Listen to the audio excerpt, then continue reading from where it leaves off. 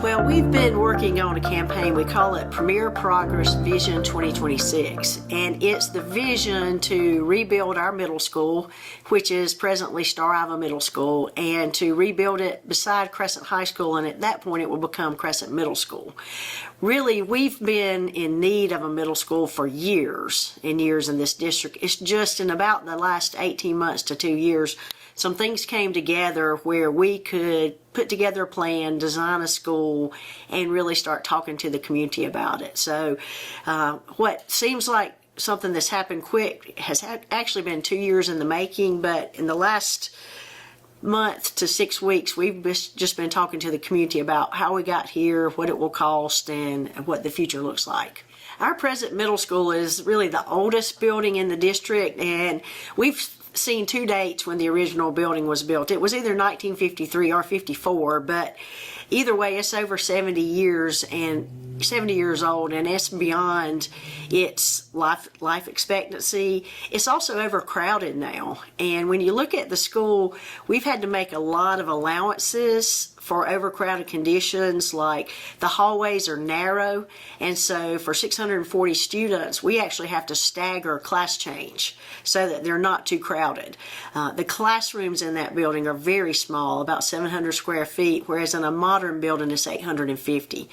The other key things about the building is the kitchen is very, very small, and the cafeteria itself. And so presently our middle school runs 6 lunches, and so they start at about 10:30 and finish at about 1:30, and in a typical middle school with enough space, that takes about an hour and a half. The other key space that's overcrowded is, of course, our gymnasium.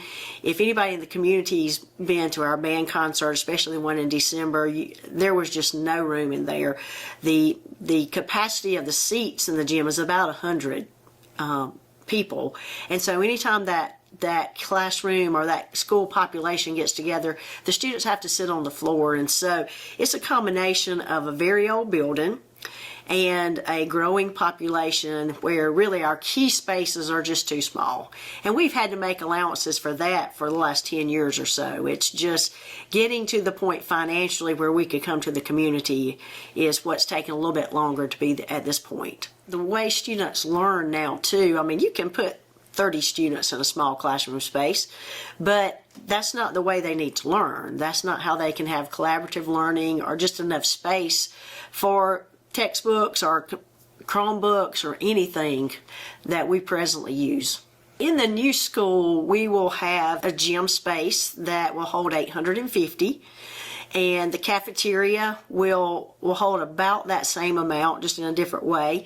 The classroom spaces, like I say, are 850 square feet, so we'll have plenty of room there. And even in our classrooms, you know, originally when the building was built, and even when I went there in the 70s, the building was not air conditioned. And so to bring in air conditioning to the present building, we have these units that take up space on the floor. The ductwork runs across the ceiling, and so we acquire a lot of space there when you put in a modern heating and cooling system. Also in this space, we brought back our agricultural program last year, and right now it's in a very small classroom space, and so we'll be able to double the size of that space. Also, robotics is big in our middle school. We'll be able to double that classroom space. Our art space is very small. We'll be able to double that. The library is more of your standard space. So really, your learning spaces are bigger. They're expanded. There's also a space in the school that eventually could be used to house a ROTC program. Right now, it's just a double classroom space that we can use for lots of different things. But this building is really built with the future in mind, because the classroom wings themselves are designed to be added onto. So we've got a little extra space because the building is being built for 850 with a footprint for 1,000, and presently we're at about 640 students. But it also is a design that as time goes on, if there's more classroom space needed, it will be easy to put on the ends of those wings. And so all of that's coming into play. And a minor thing that, unless you live school these days, the nursing office space is now what we truly need. If you go to our Crescent Middle School, the nursing space is more or less just like an office in the office. And with the needs our nurses are having to take care of in schools now, we can really set that space up right for student privacy, to make sure we can just store medications and records appropriately. So it just allows us to build a modern learning space and to make those spaces the sizes that we need. We'll really truly have two different entrances now for bus traffic and car traffic. So a lot of those logistics that we have to figure out in an old school can be designed in a new school. And that also goes into, like, with the modern safety and security things.